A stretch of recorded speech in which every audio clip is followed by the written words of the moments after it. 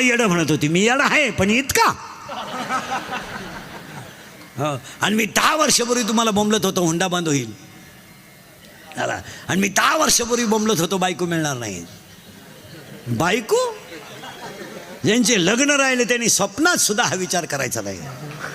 त्यांनी आता असेच दिवस काढायचे, कोणता तरी फोटो ठेवायचा, बायको नाही. रेंज गेली काहींची, रेंज काहींचा डिस्प्लेच गेला, चित्रच दिसलं. काहींचे तर मंगळवारी लग्न झाले, गुरुवारी जे नवरी गेली आलीच नाही, म्हणजे जे पहिल्या नवरीच्या घरी गेली. आणि मी तुम्हाला 10 वर्षापूर्वी बोंबलत होतो रक्ताचे नाते संपतील.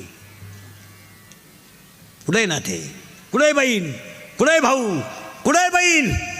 बाप मेल्यावर बहिणीने खाते फोडायला जेवढे भाऊ जाम केले तेवढे यमानं केले नसते. यमानं यम परवडला पण बहीण परवडली नाही. तुमचं काय मत आहे? ह्या दिसत्यात फक्त अशा. यातल्या 15 जणी अशा आहेत भावाशी बोलत नाही, अशा माया पुढे बसलेले टाकता. मी नावा सगळं सांगलं, आपलं काम वेगळं आहे. फक्त भामट्याची दुनिया वावळी ते भावरा आहे. काय गाजर वावळी ते भावरा आहे. बायपासमध्ये ना हायवेमध्ये ज्यांच्या जमिनी गेल्या, हसण्यावारी गोष्टी नेऊ नका, पैसे परत गेलेत. नाही गेले, बहिणीने सह्या केला नाही, पैसे परत गेलेत.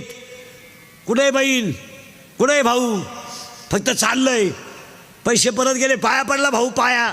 अरे एखादी बहीण म्हणली असती मी सही करते, माझ्या मुलीच्या लग्नाला मदत करताना केली असती, मला घर बांधायला मदत करताना केली असती, माझ्या मुलाच्या शिक्षणाला मदत करताना केली असती. रक्ताचे नाते संपून टाकलेत लोकांनी.